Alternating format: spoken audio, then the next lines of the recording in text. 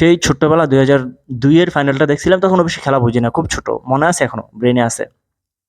কিন্তু পুরোপুরি 2006 থেকে শুরু করে 2006 ওয়ার্ল্ড কাপ থেকে শুরু করে 2010, 14, 18, 22 সবগুলোই দেখছি। ব্রাজিলের খারাপ সময় দেখছি, ভালো সময় দেখছি।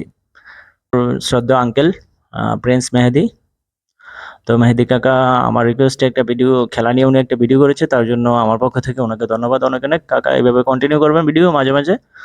গতকাল ব্রাজিল ভার্সেস উরুগুয়ে ম্যাচটা শেষ হওয়ার পর বাংলাদেশ টাইম সকাল 8টা, 8:30 থেকে শুরু করে তারপর রাত 12টা পর্যন্ত আনুমানিক, আর এরপরও এখন পর্যন্ত চলতেছে, এখন একটু কমেছে আর কি। তো প্রায় 24 ঘন্টার একটা টানা একটা টর্চারিং বলেন অথবা শব্দ দূষণ বলেন, এমন একটা অবস্থা আর কি সোশ্যাল মিডিয়াতে। তো এর দ্বারা কি প্রমাণ হয় জানেন? এই ধরুন আমি গত পরশু একটা ম্যাচের, একটা খেলার উদাহরণ আমি যদি একটু টানি, ওটা হচ্ছে ইন্ডিয়া ভার্সেস জিম্বাবুয়ে, একটা টি-20 ম্যাচ, ফার্স্ট টি-20 ম্যাচ, 5 ম্যাচ টি-20 একটা। প্রথম ম্যাচটিতেই জিম্বাবুয়ে 115 রান, 115 কি 116 রান টার্গেট দিল, তো ইন্ডিয়া 102 রানে অল আউট। তো ওই দিন জিম্বাবুয়ের, আমি অবশ্যই ম্যাচটা দেখিনি, কিন্তু আইডিয়া করা যায় জিম্বাবুয়ের সেলিব্রেশনটা, ম্যাচ শেষে তাদের উল্লাসটা কেমন পরিমাণ হয়েছে, এটা অবশ্যই সবাই বুঝতে পারবেন, বিকজ ইন্ডিয়া চ্যাম্পিয়ন একটা দল। লাস্ট তাদের যে লাস্ট ম্যাচটা ছিল ওইটাই তাদের ফাইনাল ম্যাচ ছিল, এরপরের ম্যাচটাই জিম্বাবুয়ের সাথে খেলছে। তো এমন একটা চ্যাম্পিয়ন দলকে জিম্বাবুয়ে হারাইছে, তো এখানে তাদের সেলিব্রেশনটা, উদযাপনটা কিরকম হতে পারে, এটা মানে আমরা কেউ হয়তো ভাবতেও পারবো না।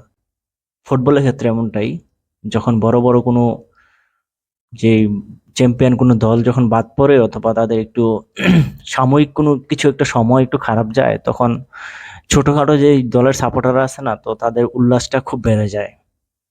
গত 24 ঘন্টা যাবত তারা এটাই প্রমাণ করছে যে আমরা ছোট দল, বড় দল হারছে, টুর্নামেন্ট থেকে ছিটকে গেছে, আমরা খুব খুশি হয়েছি।